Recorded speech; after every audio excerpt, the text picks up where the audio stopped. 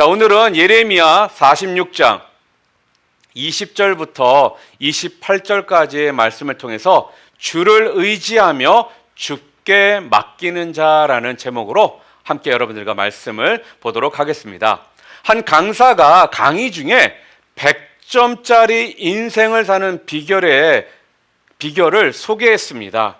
그가 소개한 방법은요, 알파벳 하나하나에 순서대로 숫자를 붙이는 것입니다. A는 1, B는 2, C는 3. 이렇게 숫자를 계속적으로 붙이다 보면 알파벳 마지막 레터인 Z에는 26이라는 숫자를 붙이게 되는 것입니다. 그런 다음에 영어 단어 스펠링에 해당하는 그 숫자를 다 모두 더하잖아요. 그러면 100이 되는 그 단어를 찾자라고 이야기를 합니다. 자, 그리고는 그는 청중들에게 열심히 일하면 100점짜리 인생이 될까요? 라고 묻습니다. 그러면서 말하기를 열심히 일한다, hard work, 이 단어는 다 합쳐서 숫자를 다 합치게 되면 98점이 됩니다. 그렇기 때문에 일만 열심히 한다라고 해서 100점짜리 인생이 되는 것은 아닙니다. 이렇게 말을 했습니다. 그런 다음에 공부를 많이 해서 지식이 많아지면 그렇게 될까요? 라고 또 묻습니다. 그러나 knowledge, 지식이라는 단어에 그 숫자들을 다 합치니까요 96점이었습니다. 그런 다음에 사람들을 쳐다보면서 뭐니 해도 머니가 최고이니까 머니는 몇 숫자가 점수가 어떻게 될까요? 라고 하면서 머니는 72점밖에 되지 않는다라고 말을 합니다. 이렇게 그가요 강의를 계속했습니다. 그리고서 이날 청중에게 마지막에 소개했던 100점짜리 단어가 있었습니다.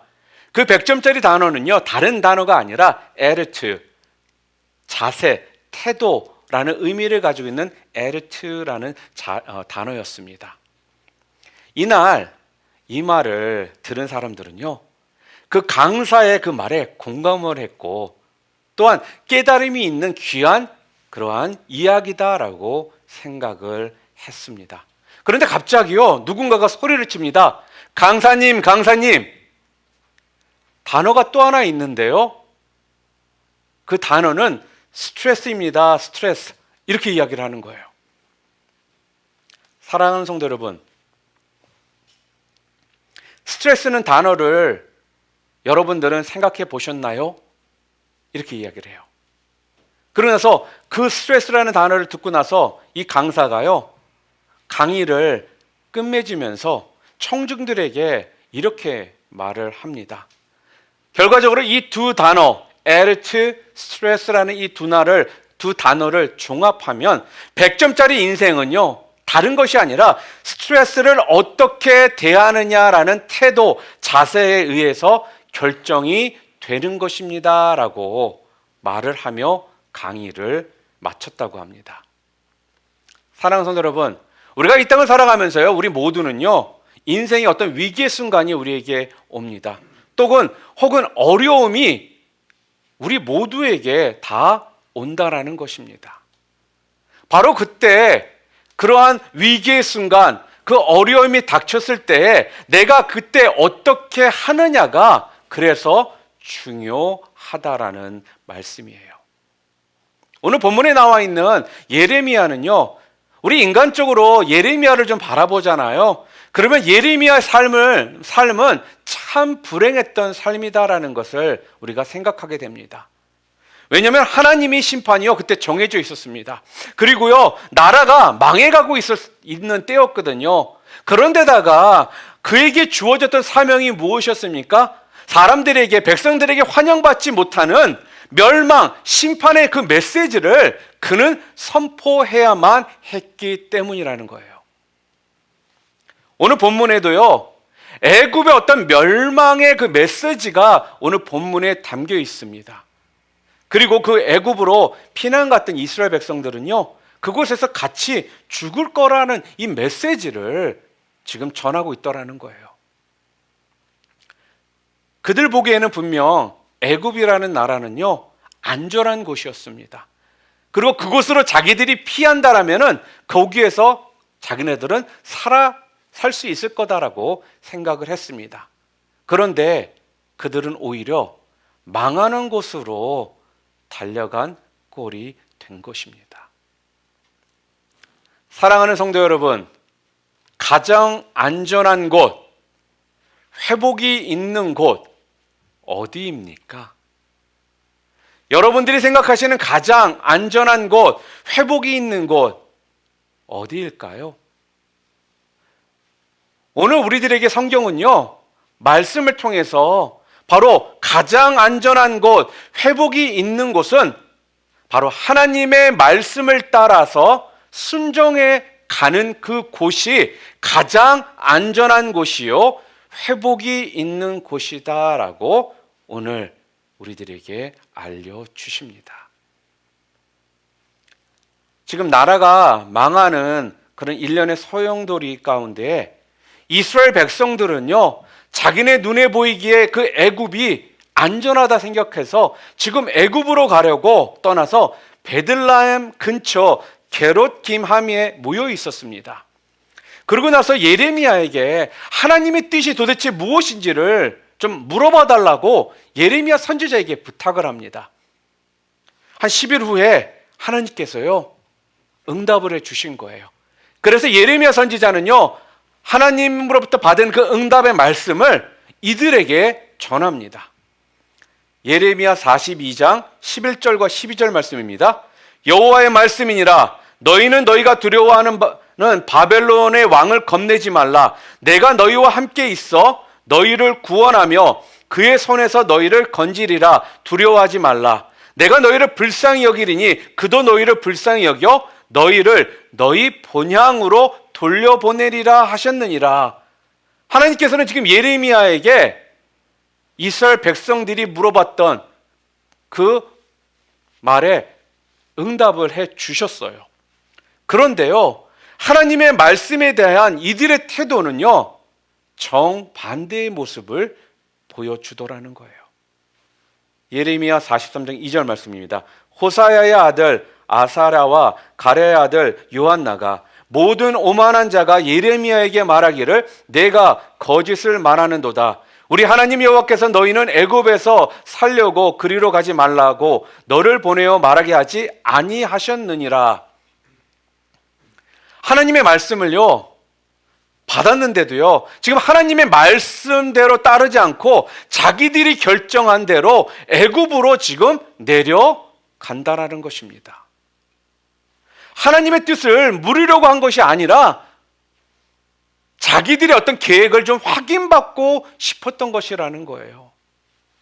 이들의 모습은요, 지금요, 기도하며 하나님의 뜻을 구하는 것처럼 보이지만 이미 결정은 지금 다 해놓고 자기가 이길 때까지 계속 가위바위보를 하자라는 이런 모양새와 같은 것입니다. 여러분, 성경에 보게 되면은 흩어짐을 면하려고 또한 자기들의 이름을 내고 또 높이 건축한 바벨탑은 결국 어떻게 됐습니까? 무너져 내렸습니다. 그러나 우상과 풍요를 버리고 하나님의 말씀을 따라 순종해서 간 아브라함은요, 큰 민족을 이루고 창대케 되어 복의 근원이 되었다라는 거예요. 또한 창세기 13장에 보잖아요. 그러면 아브라함과 조카 롯이 분가하는 장면을 기록하고 있습니다. 그런데 분가를 할 때 선택 기준이 이들이 달랐습니다. 먼저 롯은요, 하나님의 말씀을 묻거나 기다리지 않습니다. 눈을 들어 보아 보기에 좋은 쪽을 그는 택합니다. 창세기 13장 10절 말씀입니다. 이에 롯이 눈을 들어 요단 지역을 바라본즉 소알까지 온 땅에 물이 넉넉하니 여호와께서 소돔과 고무라를 멸하시기 전이었으므로 여호와 동상 같고 애굽 땅과 같았더라. 그런데요, 이런 같은 상황 가운데 아브라함은요, 어떻게 했습니까?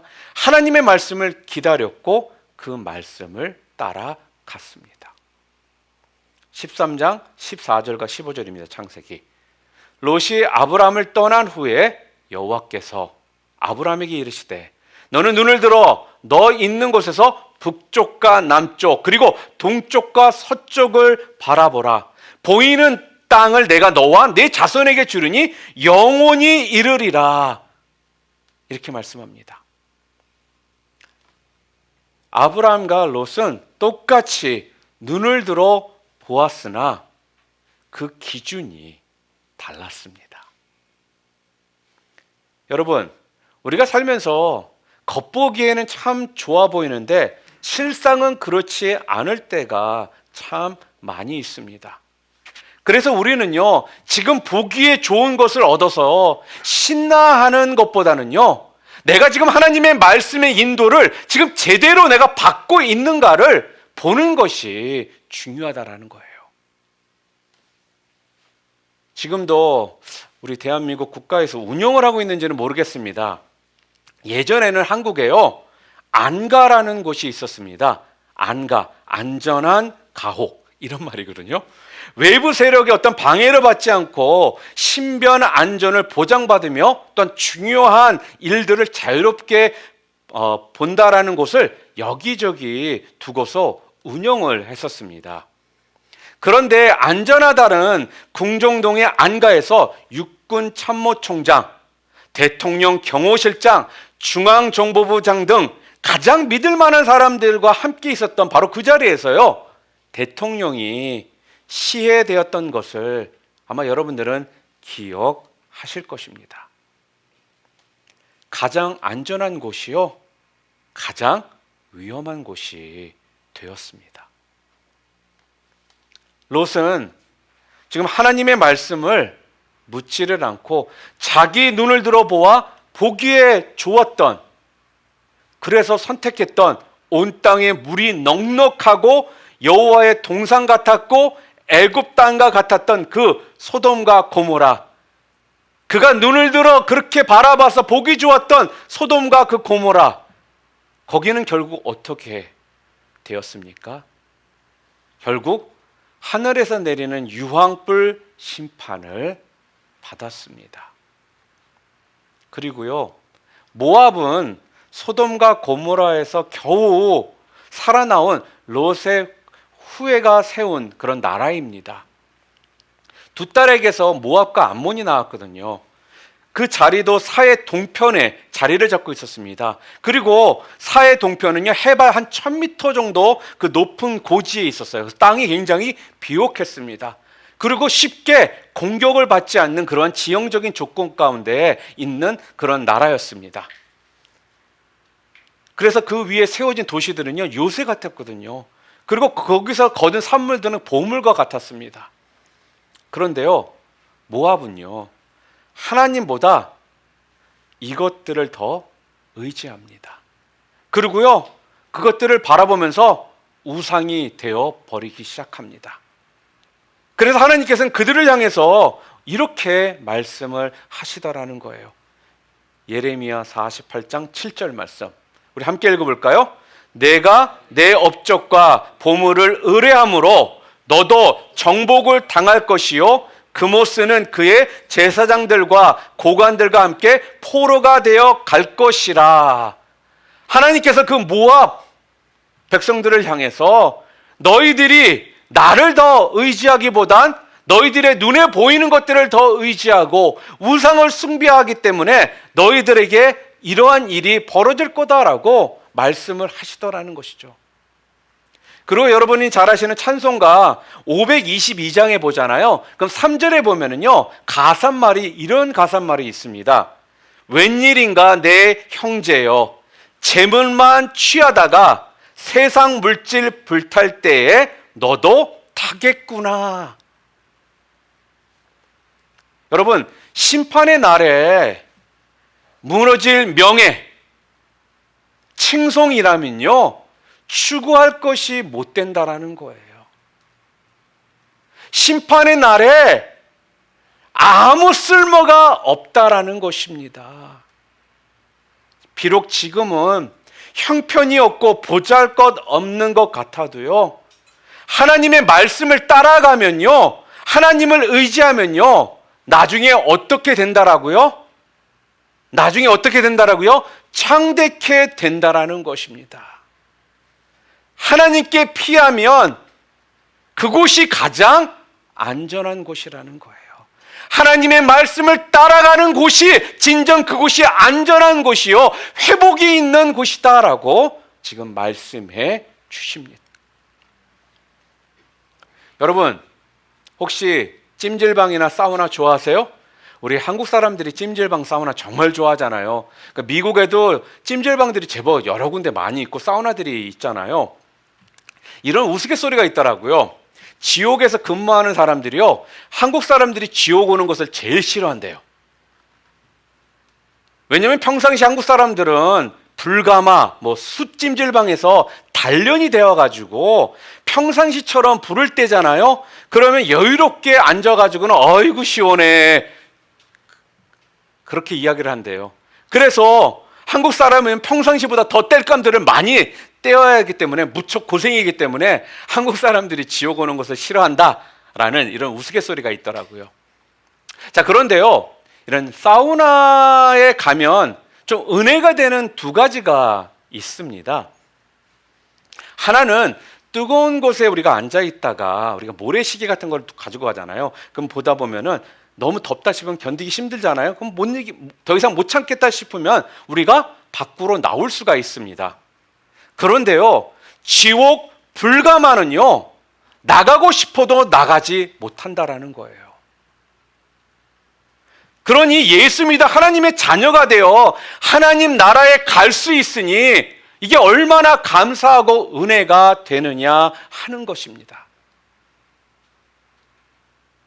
또 하나는요, 또 하나 은혜가 되는 것은요, 한국 이런 찜질방이나 사우나에 가서 보면요, 문구들이 좀 여기저기 이렇게 붙어 있는 것을 아마 여러분들이 보실 수가 있을 겁니다.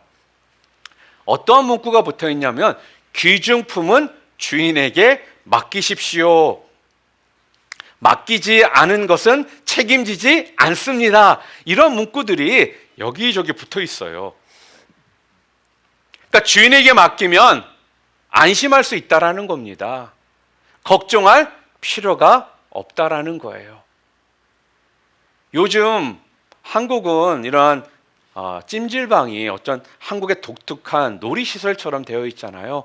그래서 많은 경우 우리 한국 분들은 뭐 한국을 가든 또 어딜 가든 찜질방 가는 걸 되게들 좋아하십니다. 여러분, 그런 곳에 가셔서 여러분들이 마음껏 즐기려면요, 주인에게 맡길 때 여러분들이 안심하고 즐길 수가 있다라는 거예요. 100점짜리 인생은 사는 비결은요, 그래서 주께 피하고 주께 맡기는 것이라는 겁니다. 주를 의지하고 주께 피하라라는 말씀이에요. 세계의 정예 부대 중에 하나가 프랑스 웨인 부대라고 합니다. 한국 사람들도 지원해서 갈 수가 있다고 합니다. 굉장히 훈련이 힘들고 또한 혹독한 훈련을 받아야 된대요. 그런데 월급 처우가 굉장히 높답니다.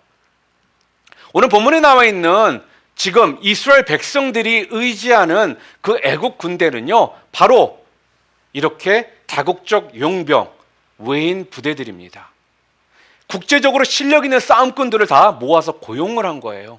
그래서 성경에 보면 21절에 고용꾼, 용병이라고 나오고요, 9절에도 보면 구스와 붓사람은 말과 병거를 타고 달리면서도 방패를 기가 막히게 쏜다라고 말합니다. 그리고 루딤 사람들은 명사수다라고 말을 해요. 자, 그런데 8절에 보게 되면요, 나일강의 물이 출렁이요 땅을 덮으면 모든 열방들이 벌벌 떤다라고 이야기를 하고 있습니다. 지금 이스라엘 백성들은요, 지금 그래서 바벨론의 칼을 피해 가지고요, 자기네들을 지켜줄 수 있는 그 용병들이 있는 애굽으로 지금 도망을 가는 겁니다. 그리고요, 그곳에서 태양신들을 의지한다라는 거예요.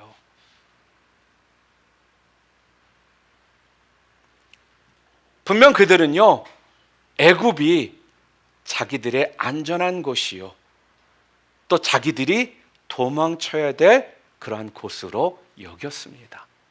그런데 성경에는요, 뭐라고요? 46장 22절에 이는 그들의 군대가 벌목하는 자 같아 도끼를 가지고 올 것임이라 이렇게 말합니다. 정예 부대가 있지만 하나님께서 부른 그 군대들이 벌목하는 자 같아 도끼를 가지고 그들을 다 죽일 거라는 거예요.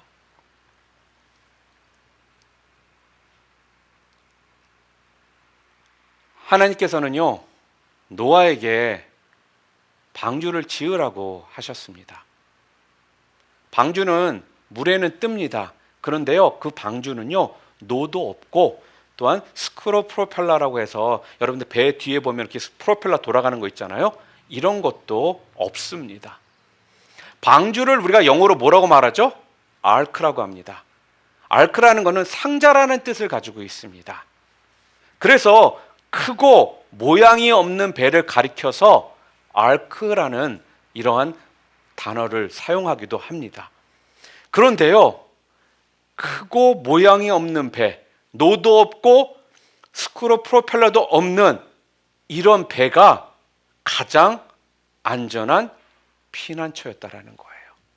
노아의 방주가. 왜요? 하나님의 말씀에 순종해서 만들었기 때문에. 하나님의 지시함으로 만든, 그래서 대홍수가 왔고 풍랑과 파도에 견딜 수 있는 화려한 배가 아니었고요, 그냥 네모나고 널찍한 배밖에 없더라는 겁니다. 그 배가 가장 안전한 곳, 피할 수 있는 곳이었다라는 거예요. 성경에 보면 이스라엘 땅에는요, 6곳에 도피성을 만들어 놓았습니다. 하나님께서 지시하기를 이스라엘 전역을 요단강 북쪽, 남쪽, 상중하로 나누어 가지고요, 어디서든 하루 만에 갈 수 있는 그러한 성읍들을 건설하도록 하셔서 살인자들도 그곳으로 들어가면 피할 수 있게 하셨습니다. 이 도피성에 들어가잖아요. 그럼 어떠한 실수를 해도 안전이 보장이 되었습니다. 그래서 시편 5편 11절에 이렇게 말합니다. 그러나 주께 피하는 모든 사람은 다 기뻐하며 주의 보호로 말미암아 영원히 기뻐 외치고 주의 이름을 사랑하는 자들은 주를 즐거워하나이다. 또한 시편 31편 19절에는 주를 두려워하는 자를 위하여 쌓아두신 은혜, 곧 주께 피하는 자를 위하여 인생 앞에 베푸신 은혜가 어찌 그리 큰지요? 라고 말합니다. 오늘 여러분과 저는요, 지금 예레미야 46장을 함께 지금 읽었습니다. 그런데 예레미야 이 46장 있잖아요. 이 46장의 전체적인 주제가 바로 시편 46장도 같은 주제로 노래를 하고 있다라는 거예요. 우리 시편 46편 1절부터 3절, 10절부터 11절까지 우리가 함께 우리가 읽도록 하겠습니다. 함께 읽겠습니다.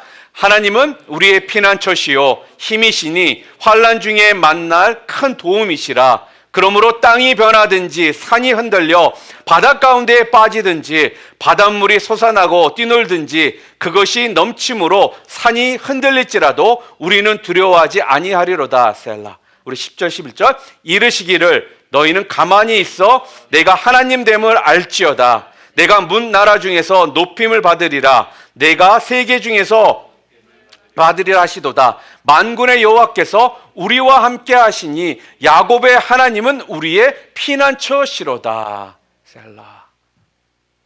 예레미야 46장의 전체적인 주제와 시편에서 노래하는 그 주제가 같습니다.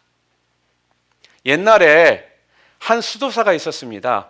근데 조그마한 올리브 나무를 심은 거예요. 그러고 나서는 이렇게 기도를 합니다. 주님, 이 연약한 나무의 뿌리에 물이 필요하니 단비를 좀 내려 주시옵소서. 하나님께서 그 기도를 들으시고요, 단비를 내려 주셨습니다. 그리고 그 수도사가 또 기도를 합니다. 주여, 이 나무는 태양빛이 필요합니다. 기도하오니 햇볕을 내려 주시옵소서. 그랬더니요, 하늘이 먹구름이 있었는데 그 먹구름이 싹 가시면서 햇볕을 비춰 주었습니다.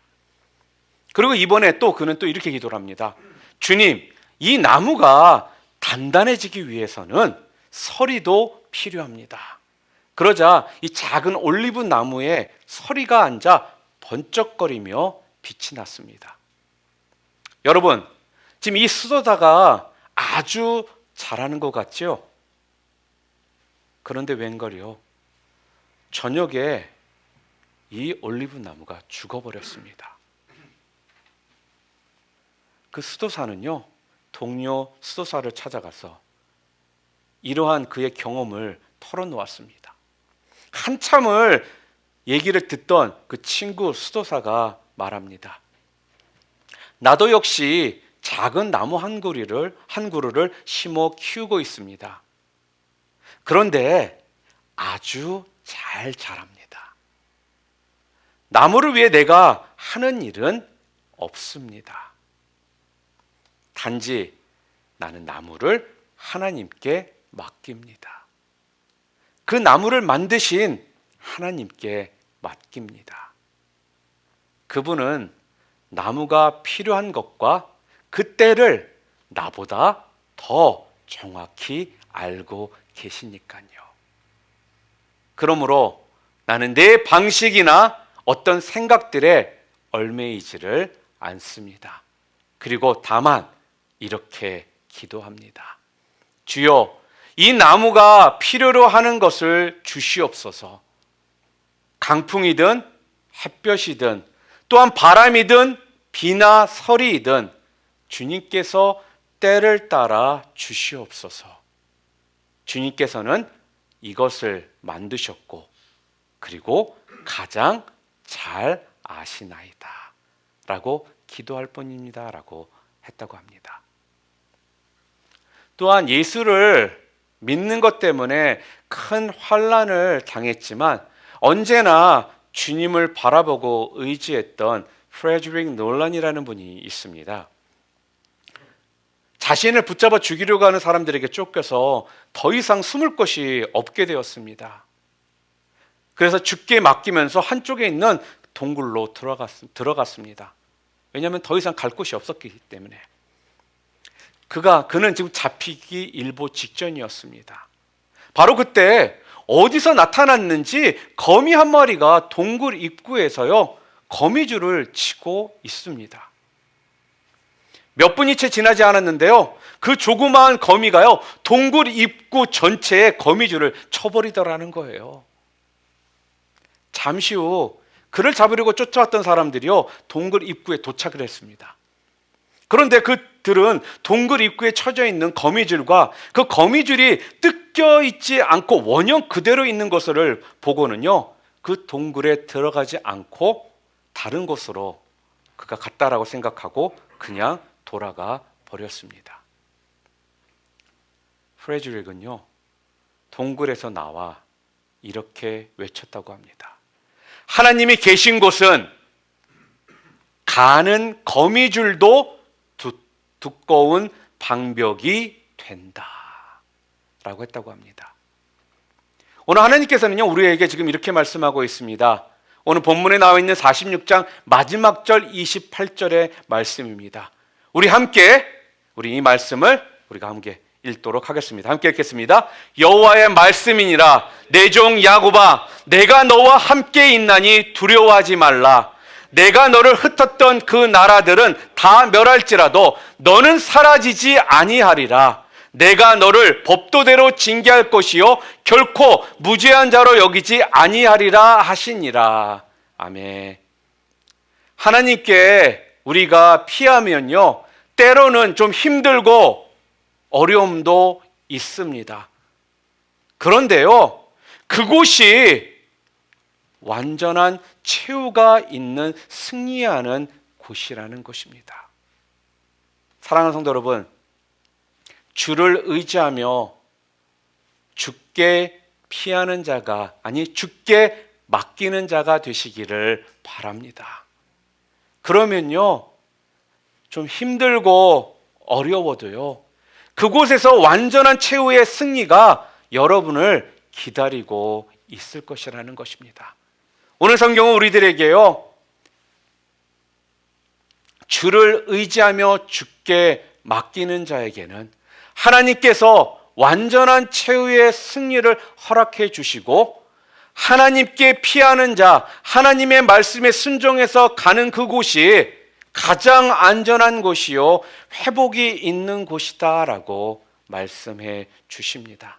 오늘 이 말씀 여러분 붙잡으심을 통해서요, 하나님의 말씀에 전적으로 순종해서 따라가심을 통해 안전하고 회복이 있고 승리가 넘치는 그러한 삶을 살아가시는 저와 여러분 모두 되시기를 주님의 이름으로 축원합니다.